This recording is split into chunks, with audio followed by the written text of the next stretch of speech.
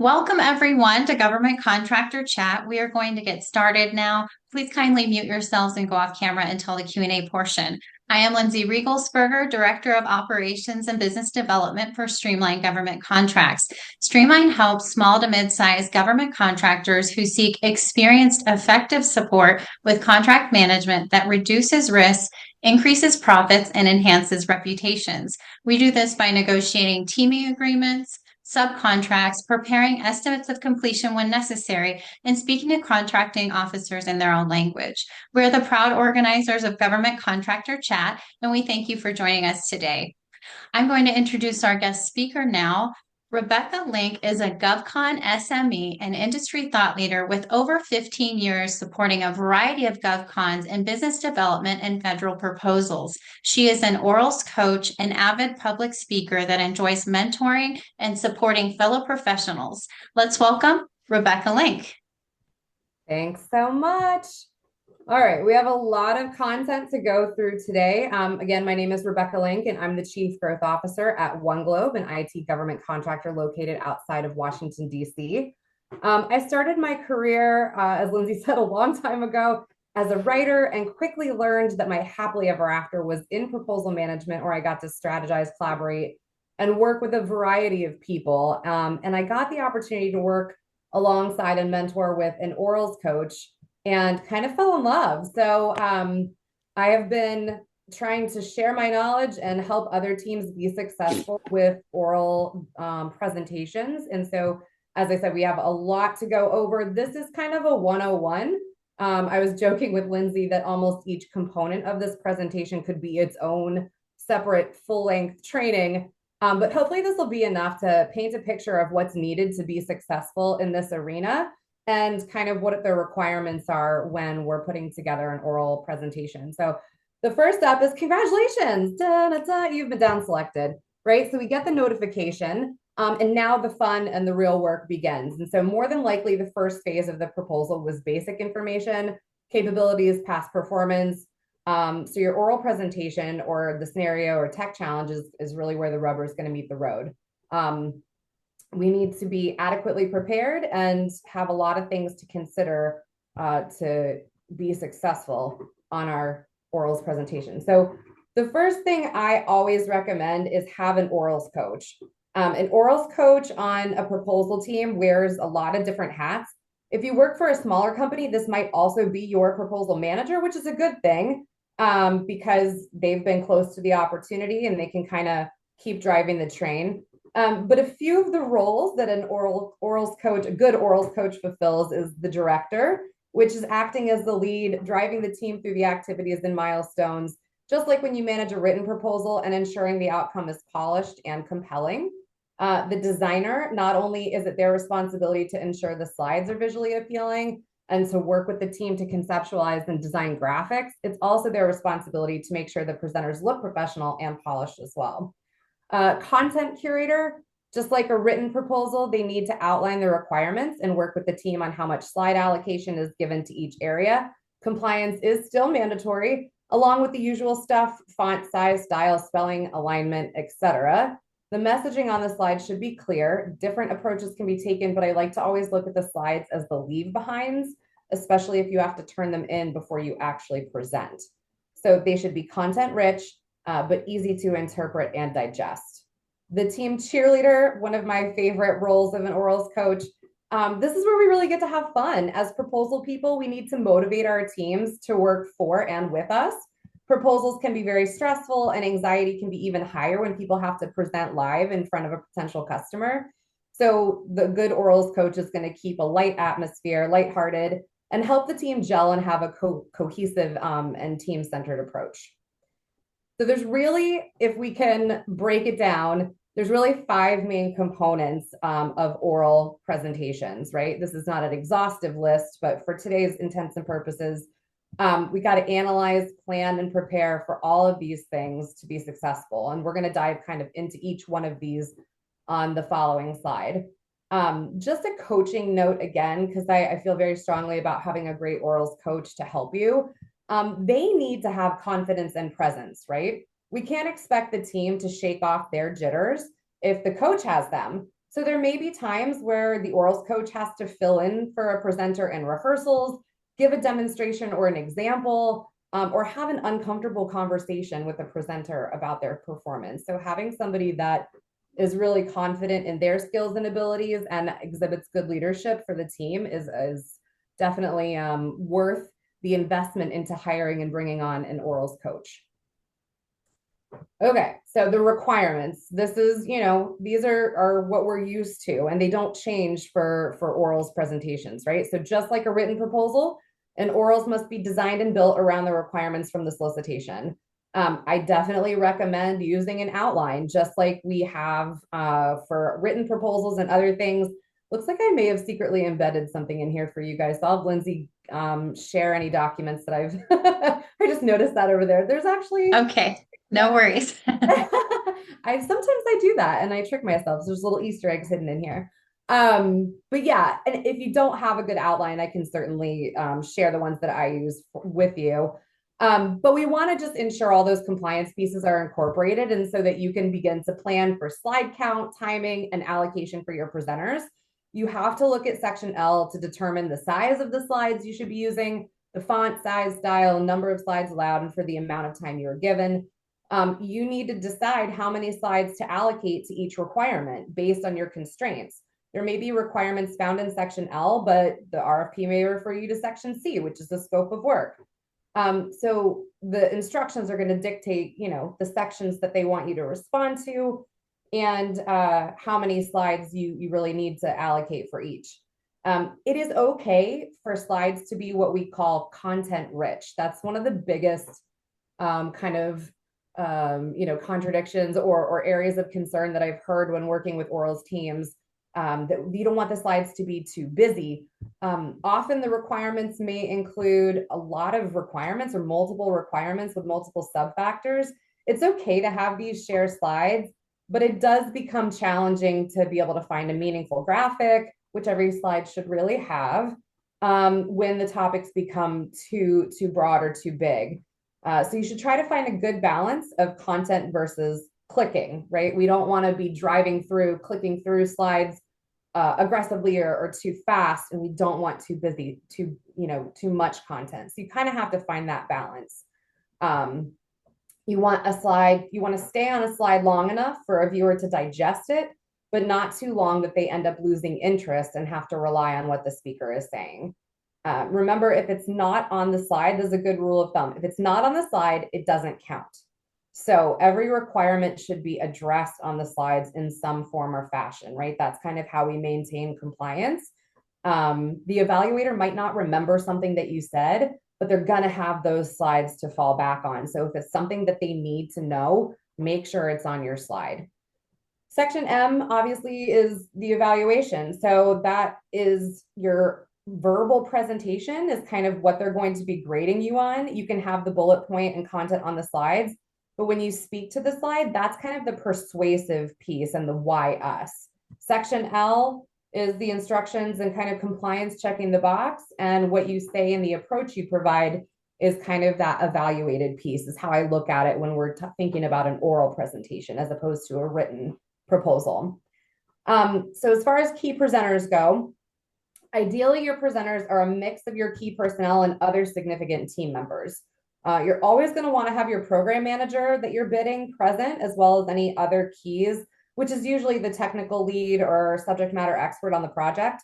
The government, I've seen, typically limits to presenters from anywhere from 4 to 8 people.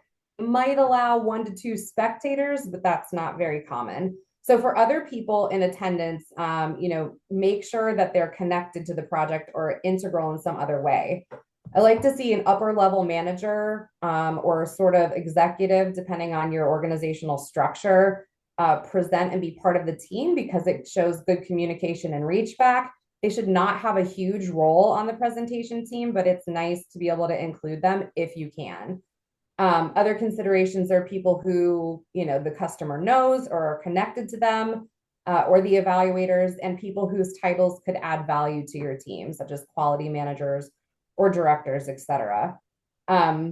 They do sometimes require you to have the key personnel be the presenters. So you're going to have to work with whatever parameters they put in their requirements as far as your presenters go. For the types of presentations, there are a few different types that the government can require, and each come with their own benefits and constraints. We're going to talk about a little more in depth about each of these in the following slides, but in-person live orals used to be the most common before the pandemic. This is when you're given a location, a day and time for your team to come and present to the evaluation panel. Universities and other government buildings are typical locations, and the room is usually set up classroom style with a screen and a podium at the front. I strongly suggest bringing your coach or your proposal manager with you to the presentation, even if they're not allowed in the room. They can look at the space and set up and provide support, assist with any technical issues or last minute changes, or help with on the spot scenarios or challenges. Obviously, virtual presentations have become more common during these times. These are hosted via WebEx, GoToMeeting, Zoom, Teams, etc. It's best to practice on the platform that you will be using, so you're familiar with the layout and all the buttonology. And since the team will not physically be together, you definitely want to get that virtual time. It doesn't make sense to pull a team in person into a room to practice when they're going to be virtual all along. Be sure to understand whether the government expects cameras on. They usually do, and expect them to start the presentation the same way in person with a welcome and review of the requirements as they will virtually. There are two other types of virtual presentations that sometimes we see, one where you record yourself or that you hire a production company for. That's a whole animal. Again, that could be like its own training, working with a production company for orals. But if you have a high stakes must win bid and a need for a super polished presentation, hiring a production company can be really helpful. They provide teleprompters, great lighting, and can even do light makeup if needed. This definitely comes with a price tag, and many government agencies, I know TSA specifically, will even put in their requirements that they don't want a big production, that they're totally fine with you recording this on your cell phone or something like that. So the mode of submission can vary too, with some of it being uploaded via a Dropbox type location, YouTube, private YouTube links. And sometimes when we see code challenges and other different kind of oral presentations, we've seen GitHub being used now as well too. So lots of different parts and pieces. Okay, did I go too fast? Hold on. Nope, I'm good. Okay. All right, so our people, as we kind of discussed, it's often required to have your keys be your presenters, along with other important names, titles, and faces. But just because these people are your keys or upper level managers does not mean that they are seasoned presenters. Presenters who have never done an oral presentation or who may have only done a few can actually be a lot of fun to work with. And if you help them learn the ropes, you have the ability to create a confident, top-notch speaker that can become a valuable resource to future presentation teams. So when people come in saying that they're seasoned, take it with a grain of salt, no pun intended. It doesn't matter how many times somebody has presented, they will always have a few jitters, make a few mistakes, and no one can see into the future and predict any curveballs that might happen, like someone's mic cutting out, someone's kid barging in, or a random sneeze that completely makes them lose their place. So going over how to navigate hiccups on the fly is important for all participants. A saying I have always loved is people are very people-y. And this is just a fun way of saying that we're all very different. We each have learned behaviors and other aspects that come naturally or that we were born with. When people are nervous, sometimes they have physical responses like hand wringing, knee bouncing, avoiding eye contact, etc.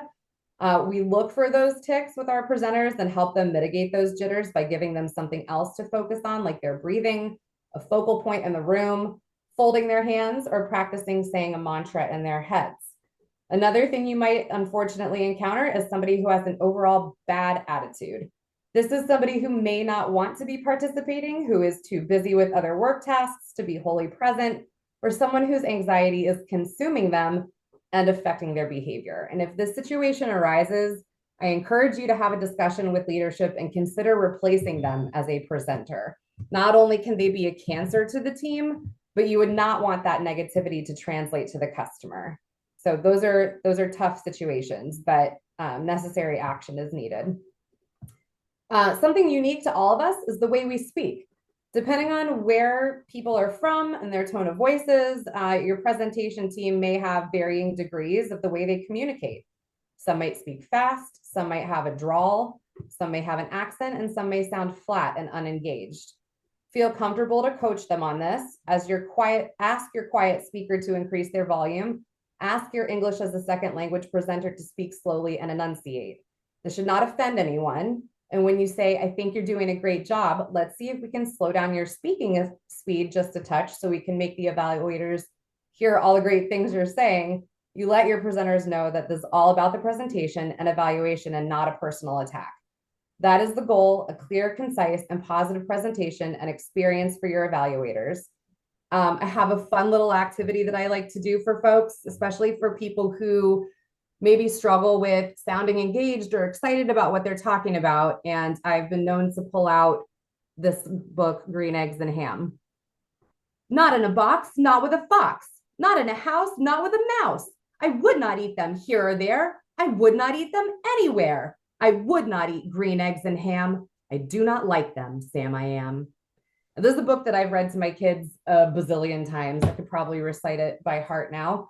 But did you hear how I inflected my tone? When I'm reading to my children, I become a little more theatrical, right? I take on a persona where I'm conveying a story or a message, and I'm using those inflections to really kind of help sell the story and make it fun and light. And that's kind of, obviously we're not presenting to children when we're doing oral presentations to the government, but it's something to keep in mind that you are on a stage and you are presenting and you are conveying messages.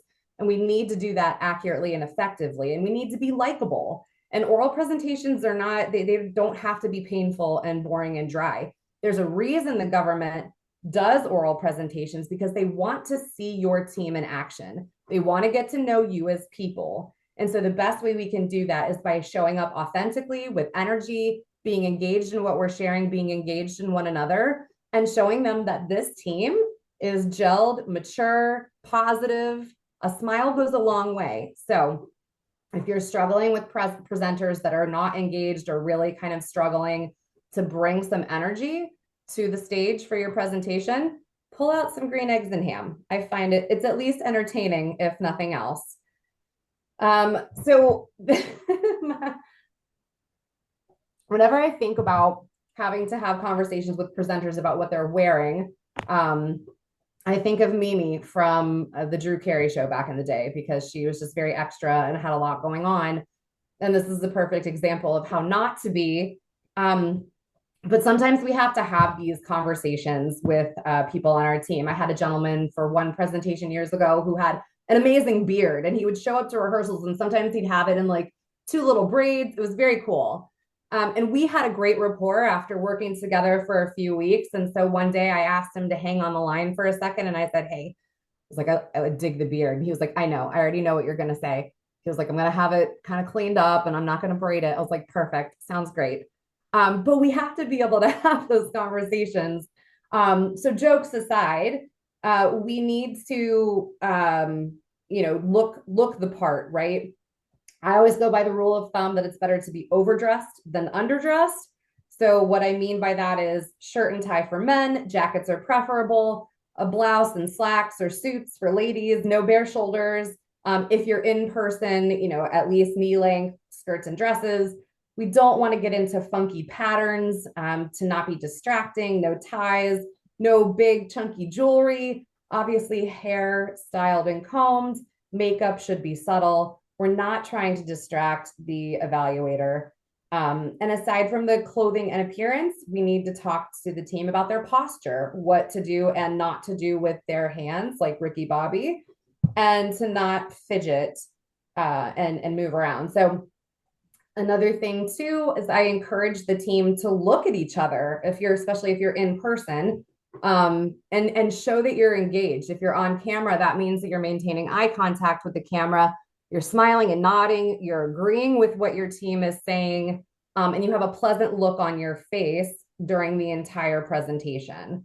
So if you are in person, scanning the room and kind of making contact with the evaluation team is great.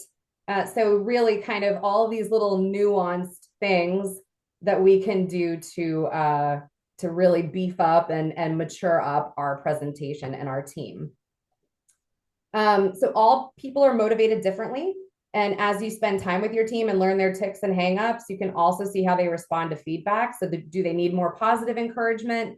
Do they need to take breaks more frequently to collect themselves? So we do our best to meet their needs. And when we do that, they're more likely to meet ours. The one thing I'll throw in here too is make sure that you have a backup presenter for every presenter on the team in case someone gets, I always think it's eaten by a shark, or in case someone wins the lottery. That's more positive, right? Okay. But definitely make sure that you have a plan in place for any kind of hangups with any of your presenters. All right. Next topic is time. As we had talked about, the proposal instructions are going to dictate the amount of time that you have for your presentation, or will give you the amount of slides that you're allowed to have. And either way, you're going to have a determined amount of time to do this. So to start, I usually have the team review all of the requirements, kind of organized by major sections and topics. And our team will have a better idea of what we need to speak to in more areas than other areas, depending on those technical parts and pieces, or customer hot buttons and other approaches and methodologies that we kind of need to allocate more time to. And so once we've chunked out those sections and in that outline that I recommended you build, you can divvy up the time better between each slide as the team kind of sees fit. And we need to make sure we save time to talk about whatever graphics we include as well. So your presentation times can be very different based on your requirements. Sometimes you'll be given an overall presentation time slot, but there will be a 30-minute break in the middle. Other times you'll be given a time slot and the government may reserve a chunk of time at the end to ask you questions or for you to complete a demonstration or a challenge. Just like any other proposal, you need to develop a calendar that will take the team through a process to that presentation day.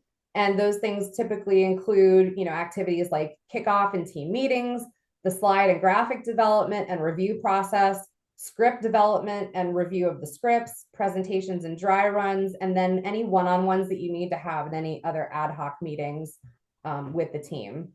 Rehearsal times really need to be scheduled early and committed to by all participants. You need every presenter to be there to do their parts. I feel like I have to say that again because I understand that it's really challenging, especially when we have to bring delivery people in or people that have other commitments across the company. But this is a team sport. Winning is a team sport, and get buy-in from leadership. If leadership needs to go and tell these people, hey, you need to make this a priority and a commitment. But when you have presenters missing rehearsals or being late on their scripts or kind of holding up the process, it affects the entire team and the outcome of the presentation and your ability to really be polished and ready to go. So please try to get those commitments early and set that schedule for all of your rehearsals and activities so everybody knows what the expectation is. These might occur on evenings and weekends. Sometimes with proposals, we know that we have to live that life. So I recommend adding maybe an hour on top of your allocated presentation time, especially up front when you're doing your initial dry runs to account for crosstalk, mistakes, and to give each other feedback and review. We like to invite others to listen in and watch the rehearsals after we've gotten a couple under our belt and get fresh eyes and ears. And then we really need to be doing a final rehearsal either the night before or whenever you can make that happen with your team. You can decide on the frequency or amount of your rehearsals based on the amount of content and the skills of your team. But yeah, so it's a rigorous process. It's a lot, but we really have to make sure that the team is committed and present for all those activities. However the presentation time is laid out, be sure that you practice with a stopwatch and have someone that can alert the team of maybe mile markers, especially in the early stages. You're welcome to kind of let the team know if they're not timing themselves. You can also ask people to use their own timers. In person, again, I miss in-person orals. I like them very much. But in person, I liked using little index cards, and you just kind of hold up a card, and it was started helping people understand how much time they had and where they were in the presentation, especially for really long presentations. But be prepared for something to change your timing. When you do the final presentation, someone ends up talking a little faster, someone losing their place, and just kind of be ready to navigate those timing pitfalls, because they will happen. Um, when you're doing a recording or a virtual presentation, I would recommend either inviting people to use their own stopwatch. I will take time for the whole presentation. And sometimes, depending on if we're getting into a pickle where we're getting cut close on time, I'll start timing individual presenters or individual slides as well, just to kind of see where we are falling. When you're laying out that outline and you're kind of organizing the oral presentation, you're going to end up giving, let's say you get like a 60-minute presentation time slot or time period. So you're going to build that outline. You're going to say, okay, we're going to allocate, 3 minutes for the introduction, and then 2 minutes for this part, and 3 minutes for this part. And all of those minutes obviously total, not 60. We're not aiming to hit 60. We're aiming to hit 50, 55 on a bad day, right? Because we're not trying to put ourselves up against a wall. We want to build in that buffer.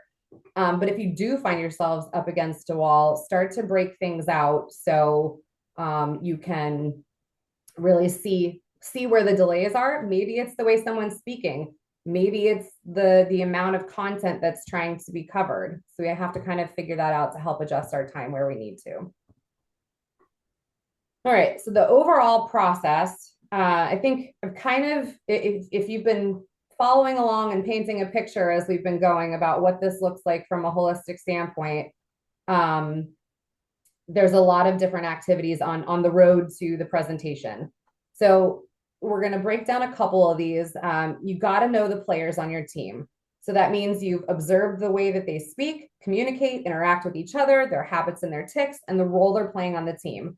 With this information, we can begin to understand the type of support that they're going to need to prepare and how to mature them out throughout the rehearsal process. The first step in any proposal, both in Word or PowerPoint orals, is to figure out what you want to say. So this begins with the review and analyzation of the requirements and sessions with the team to solution and strategize.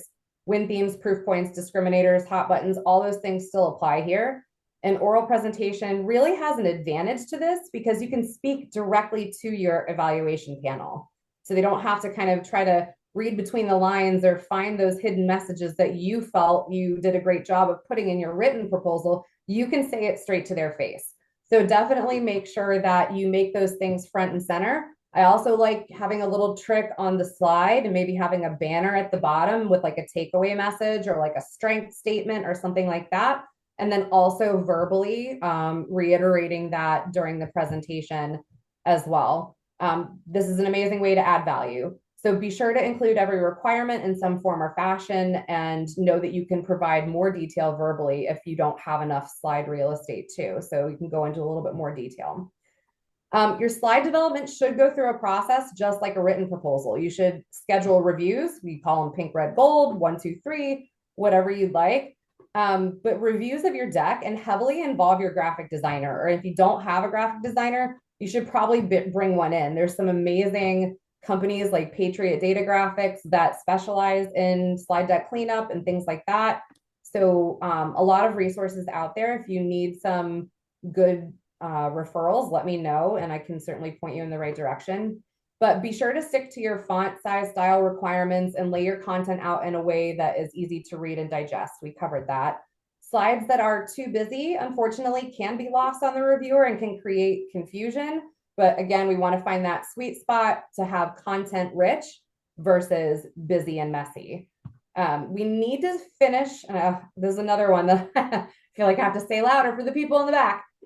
You have to finish your slide development before you can start scripting and rehearsing. I mean, can you start scripting and rehearsing without your slides being 100% finished? Sure. Is that a best practice? And is that the way we want to do things? No, it's not. So you really want to have your slides, what we call gold team. kind of really ready to submit. Maybe a couple ticks and ties. Maybe it's with the designer where they're making sure the colors and the alignments are all good, but the content must be done. Because when you think of it from a process standpoint, you've got to have, especially if your slides are due before your presentation, you have to get those done. But it's unrealistic to expect a presenter to be able to put together a good script against a slide that is incomplete or constantly in transition and being edited over and over. Finish them, get your hands off of them, and then move on to the next phase, which is your scripting, your scripting process. Again, I think it's great to be able to have the presenter build the slide. That's not always possible or realistic. I get it. They should at least be part of that process and be a reviewer of the slide's progression if they are going to be the ones owning it and presenting it. Because how weird is that, where something is developed and then it's like, okay, here you go. Now you have to get on a stage and talk about this that you literally haven't seen or designed yourself. I don't think that that's realistic or a good practice to fall into. So please try to include your presenters in their slide development in some form or fashion. It's really hard to speak to someone else's content. So once the slides are developed, break them out into chunks, give them to their respective owners, and we need to begin to create the scripts. A scripting template is a great idea because you're going to need to consolidate the script into one at some point. Because again, if somebody wins the lottery or gets eaten by a shark, you need to be able to fill in for them. So you need a finalized copy of their script that lives somewhere. So a template is usually a good idea. Sometimes people are particular and they're like, oh, I have my own scripting process that I like to follow. All of those seasoned presenters that like to do things their way. That's fine. As long as you get a final copy of it at at the milestone where they need to be finished. Those seasoned presenters I have found are also the people that are always late completing the activities that are assigned to them. So watch out for that too. But the guidance that I give for scripting is to use a large font that's easily readable, like Times New Roman or Arial, and to use adequate spacing and punctuation, as well as little formatting tricks. So if there's something that you really want to emphasize, bold it out, or use a highlighter of some sort. So the presenter is reminded that they're, transitioning to a certain topic or needing to accentuate certain words or a theme or something. So just make sure that back in the days of in-person presenting, some people got very married to their scripts and they would bring, their stack of paper, and we called it paper shuffling when somebody is standing at the podium and they're flipping, they're reading and they're flipping pages. And that's just, if we can avoid that, we want to do that. Same thing. So in virtual presentations, what that looks like, and I think you can probably tell that I'm doing a little bit of it today, which is not typical, but I am reading a little bit from my notes because there's an awful lot of material that I want to cover in here. And you can tell when someone's doing that, right? Like I'm talking to you naturally right now off the cuff. And then I turn to my notes and I kind of get a little bit more robotic or like back on my script here. When we're presenting, we do want to have a blend. We need to try to find a blend of that natural presence and component. We don't want people to get up there and just be standing reading from some manuscript, heaven forbid, covering their faces while they do it. But I think unless it's a very short presentation and you have a whole lot of runway, getting somebody to memorize an entire script is just not realistic. So we want them to practice with their scripts, and that's why we do a lot of rehearsals so they can get very comfortable with it and be able to transition kind of like I'm doing back and forth. And whittling it down to bullet points is a great thing too. Sometimes I think people will write out entire narratives and then then we're reading a book, we're reading out loud. So just be mindful of those things and find a balance. And make sure that you put a line in the sand of when scripting must be complete. So just like the slides, we can't really start meaningful rehearsals when we keep changing the words every time we meet. Yes, the first few rehearsals, we're going to identify things that don't sound great or that we want to reiterate or have kind of a stronger messaging behind, and we'll make those edits and adjustments. But there needs to be a line in the sand of when rehearsals become very formal. and we're done touching the scripts. They are what they are, unless there's a whole compliance issue. But we got to take our hands off of them at some point and really focus. And that's when you shift and you start focusing on your presenter's presence and their tone of voice and the speed in which they're talking and what they're doing with their hands and things like that. So memorization would be great, but we need to kind of find that sweet spot. So the final rehearsals must be done as if they are live presentations. So very formal. Everyone shows up in their, suit jackets, and we're practicing looking at the camera, and we're watching how we're talking. And again, we have to be practicing on the platform that the government has requested us use. Now, if they request you to present or perform on some platform that you don't have and that no one's ever used, which is not typical, but maybe you need to find a free trial or something, or maybe you need to buy a 1-month subscription or something like that. But typically it's Teams or, I think, or, WebEx, and I think we've all kind of gotten used to those platforms, but it's important for someone at least to know where all of the buttons are, to make sure you know how to turn your camera on and make sure that if you're off mute and things like that. And then when the day comes that you are doing the presentation, you're going to want to log in early to do mic and camera tests and to make sure that everything is working. Yeah, so I think the only caveat I'd say about the virtual thing, if the team, let's say that this is well, this is assuming that they're not geographically dispersed, but if the team wants to meet in person just to get to know each other better, I think that's fine. I don't know if I would ever advocate for rehearsing in person for a virtual presentation though, so be mindful of that. Okie doke. It's the big day. The team is polished, confident, excited. You've had multiple rehearsals with varying reviewers and observers, and then one final dry run the night prior. You guys should probably have a huddle the morning of, go over the big do's and don'ts, but don't get into the weeds on anything. Certainly don't, remind somebody that they've had a bad habit of something for the last month. Just a good pep talk, and remind them all how hard they've worked and what a great team they are. And we have to trust that what we've done is enough, and we've done well enough throughout the process that we're going to remember, everyone's going to remember everything discussed. Even if the presentation does not result in a win, we still want to empower the team to feel good about what they've accomplished and what they've learned along the way, so they can continue to mature as presenters and build on their self-esteem. So after you kind of decide on what the attire for the day is, your team really needs to show up dressed to impress, looking well-groomed. If somebody forgot their jacket, maybe you make a game day decision about whether you're going to do jackets or ties or whatever, but those are small potatoes. It is what it is at that point. Everybody should have a bottle or a glass of water for the presentation. Nothing, and I mean, I literally mean water. I don't mean Diet Coke. I don't mean, certainly no champagne, not yet. But just plain water. Please encourage them to eat either the meal that has come before the presentation or have a snack before they present. No funky food, no things that, are spicy or anything like that, things that are easy to digest. We don't need anybody having blood sugar spikes or stomach aches in the middle of their presentation. Definitely encourage folks to go to bed early the night before if you have a morning presentation, so they're well rested. No other food or beverage should be consumed especially during the presentation. If you need a small sip of water, fine. Definitely be sure to use the bathroom beforehand.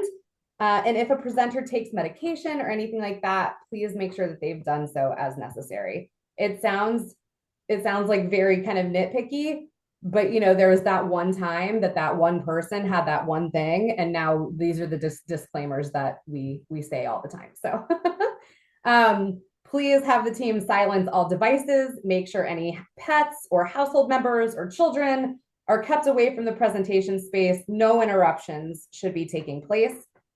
Make sure your team tests all the equipment the morning of and make sure their cameras and microphones are working. Oh, one thing I want to throw in too, if you can put together a background, like if let's say if you're using Microsoft Teams, I love putting a dedicated or creating a dedicated background for the presentation team to have that usually has maybe the customer's, emblem or logo and your company's logo and some neutral. Remember, we're not going for funky patterns or colors, just but a nice unified background. We don't want the one person that's got the AI with the clouds rolling by and they look like they're in a valley somewhere with a lot of flowers or something. We want unified, appropriate, not busy backgrounds. But test all the equipment. If you're using video at home, we want to make sure that you've got adequate lighting. This is probably something that you're going to notice during the rehearsals. Depends if somebody has a window behind them or a lamp or something like that. We want to let them know about any glares or issues beforehand. We certainly don't want that to be an issue on the day of the presentation. Make sure everybody can log in and again, join early to ensure that there's time to navigate any of these things before the presentation starts. If you're doing an in-person presentation, same thing, everybody arrive early. And if you want, you can even run through your script or parts of the presentation before you take the stage. All right, so I'm going to spend a little bit of time and I'm looking at my clock because I want to leave some time for us to chat too. The last two slides are very specific and they're variables, right? And so we've seen the government, especially now in the age of AI and phased submission responses, where you have phase one written or whatever, and then phase two orals. And then now they're including components that it's not just a team presentation, but they're going to give you an on-the-spot scenario, hypothetical, or a problem that they want you to solve, or some sort of demonstration that the team is expected to complete during that presentation. So maybe you'll do a little bit of a team orals presentation, and then there will be a break, and they give you a scenario. You have an hour to solution on the fly. This is why it's great to bring or have your proposal manager or orals coach on speed dial or sitting next to you to be able to help with stuff like this. But we want to kind of follow a similar approach. And once you've done a couple of these, you do have the ability to have those kind of reusable assets, templates, and tools that you can use on the fly for next time. So you want to make sure that you've got those workflows and kind of automated scripts and any pre-configured environments that you might need. This will save time and allow you to focus on tailoring the solution to the specific scenario instead of starting from scratch every time. If you can create a demo playbook, which is like a roadmap that kind of has your team's capabilities, which is a quick reference guide for demonstrating features and answering any questions that might be thrown at you, including protocols for managing any technical glitches. This will allow you to be agile. So it's really just kind of having the mindset of what can we do now, right? We know that the government's going to ask us to perform or to answer things on the fly. And so kind of either putting together a list of potential questions or potential challenges that they're going to present to you that you can start running through and working on as a team. And this is really good too. Another reason that the government does this is because they want to see how your team deals with and situations like this and works together to navigate any challenges on the project or the mission. So we want to make sure we're going to spend a little bit of time with, let's say, I don't know, I'm just kind of, now I've picked a hypothetical scenario in my mind where you have an hour to do a solution on the fly. You want to take a few minutes to make sure you understand the problem and everybody on the team is in agreement of what the government's asking, why they're asking it, what the issues are, what are the risks and everything. So you can show those solutions and show that process and approach to your team solving them. And then you need to develop the solution. You must agree on everything. Again, I think that's what trips up some teams sometimes, and what the government looks for is that lack of cohesiveness and the team failing to collaborate and work together. Obviously, you have to emphasize and prioritize compliance, cost effectiveness and innovation, and identify quick wins to demonstrate that immediate value. when you're doing these on the fly. Make sure that you communicate clearly.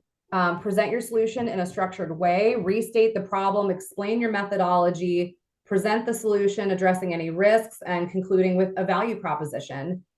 Make sure you know who is going to do what parts of those. If you have to decide on what presenter based on the scenario that's given to you or the demonstration that's asked of you, you need to decide quickly who's going to be the speaker, or maybe which two people. I know everybody wants to help, but in these situations, you probably just want to pick one or two people that are going to own this part. If it's an on the fly type thing, you don't want to try to let everybody have a turn speaking, especially if it's a timed exercise. So be very quick with your decision making, make sure everyone's in agreement, analyze what is being asked of you thoroughly, and decide on what your path forward is with that time, and communicate it very clearly. Any type of disagreements or uncertainty will be picked up on, and that's kind of what they're looking for. Yes, obviously they're looking for you to answer the problem correctly or for value and things like that, but they're watching you too. So make sure your team is tight. That's why, again, why I think rehearsing with everyone present is so important, especially when you're going to have something like this on the table, because any whiff of nonsense is going to be immediately detected. The last thing I'll kind of share with you guys is another thing that we're seeing a lot of for specific type of presentations.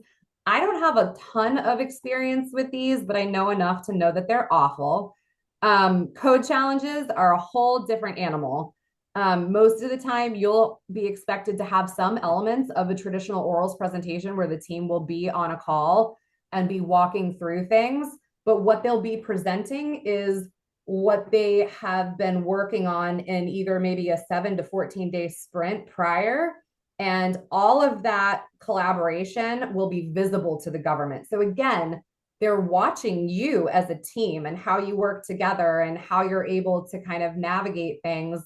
They'll maybe throw change requests at you and other kind of curveballs to see how you deal with them through these iterations, trying to get to an MVP product and making sure that the solution that you're providing is functional, scalable, so they can evaluate everybody.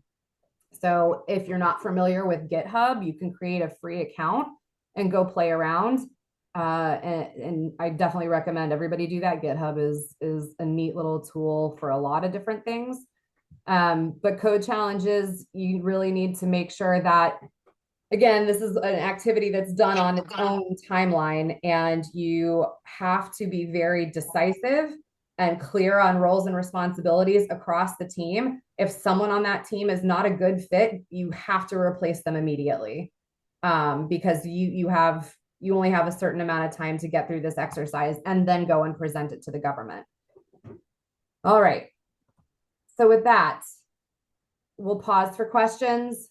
Please do put your questions in chat. Feel free to come on camera and off mute. Van, does the government actually give the coding problem before the presentation or on demand?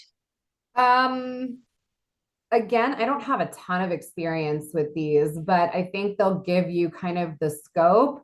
And based on the scope of the work, I mean, especially if we're talking about things like app dev and stuff like that, you'll kind of understand what problems that they're looking to solve as far as their scope of work goes. So the coding challenge could be anything, right? Like if you're doing some sort of form, building out a form or a function for a website, it could be how to do that. And so you have to have like wireframes and all sorts of, now we're getting into like very technical stuff, and I'm not a technical girl. So I think that's another thing too, is where I have education that I could use on that type of stuff.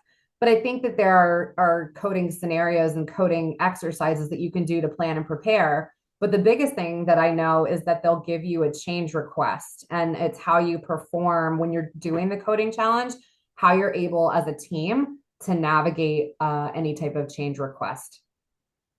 Okay. And then Priscilla, current administration changes and effects for federal government contracts. We're seeing a lot of changes now. Do you know of any more coming up in the future or anything? I don't know that it's quite related That's a to broad this, but question. Yeah, maybe, that's a broad question. yeah, I think Van just shot a little follow-up. So do they look for collaboration or something else? I mean, yeah, obviously they definitely want to make sure that you can, do the work that's asking to be performed. But I think because this is a very coding challenges are based on agile and they want to see that you can meet your sprint milestones. And so they are looking very much at how you work together as a team. And the people that you have participating in the coding challenge are going to be your key personnel on the contract, most likely. So they are watching you quite a bit and how you perform as a team together. Obviously, the goal is to finish, or to get the final product put together. But very right. much on collaboration as well.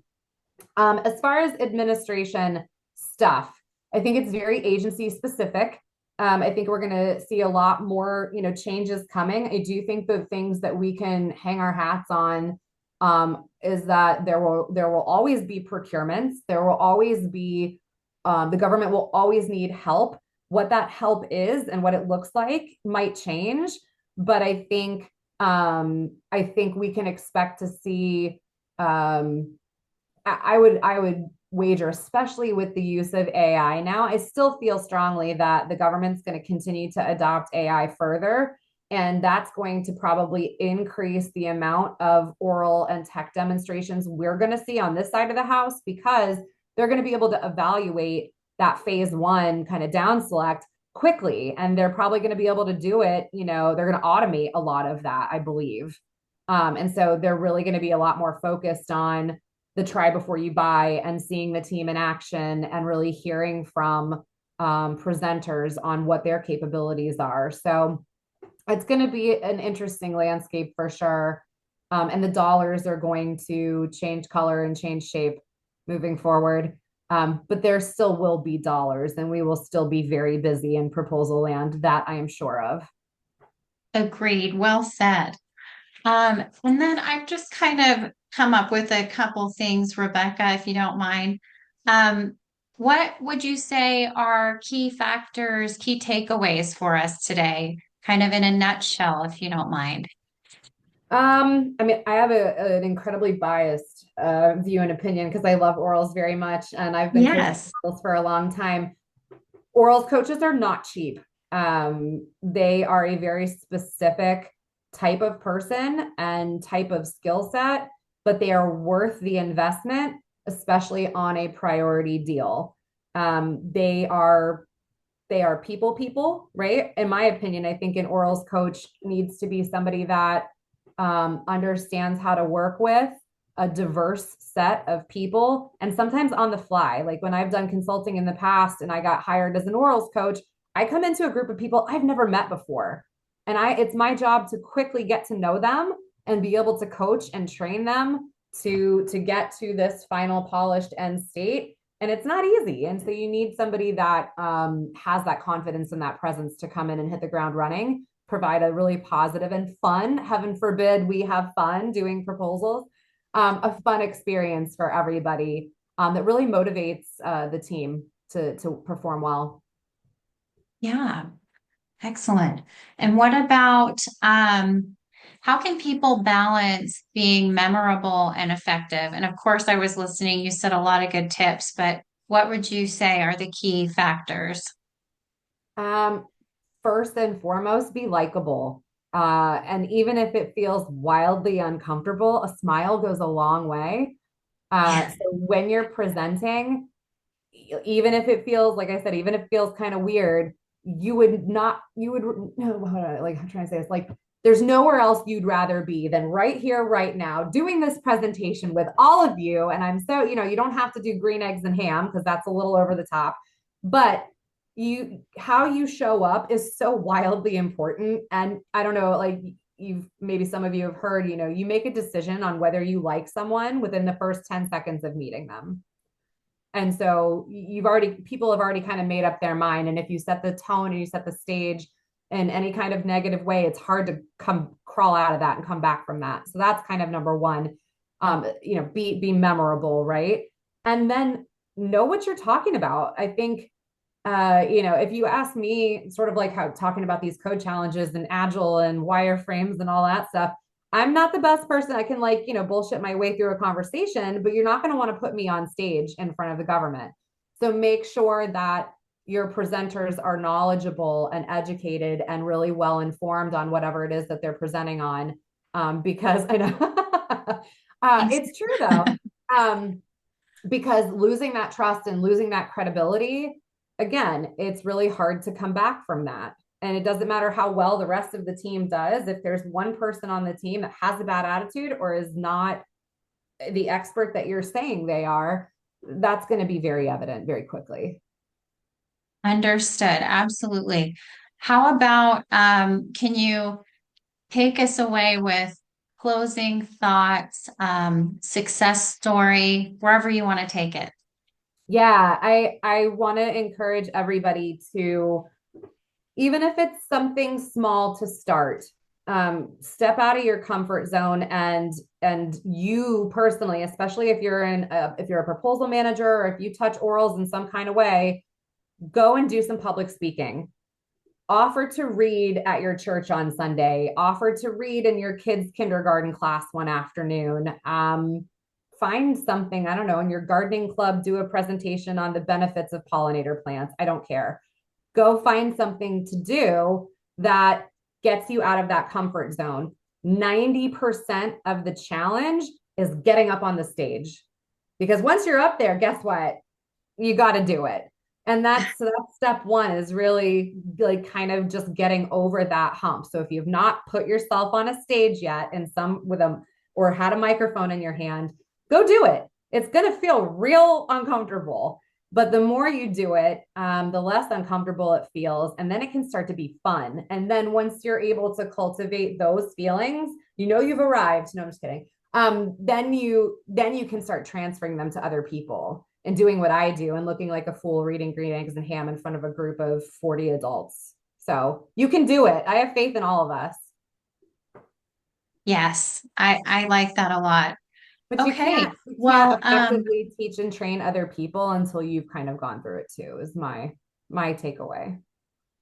that's a good point.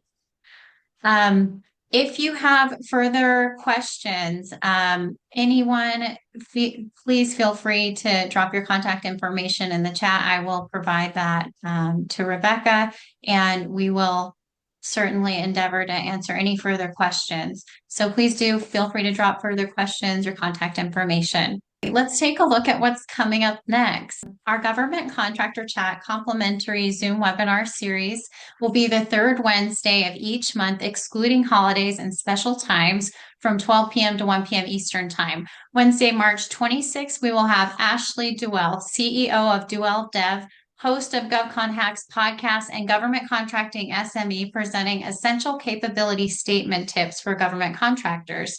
Wednesday, April 16th, we will have Alexa Choi, Chief Operating Officer at G2 Exchange and podcast creator and host for GovCon Unfiltered, presenting Blueprint for Growth, building a sustainable federal contracting business through people, process, and purpose. To register for these webinars, you can scan the QR code on the screen now. Thank you for your time today. We'll see you in March.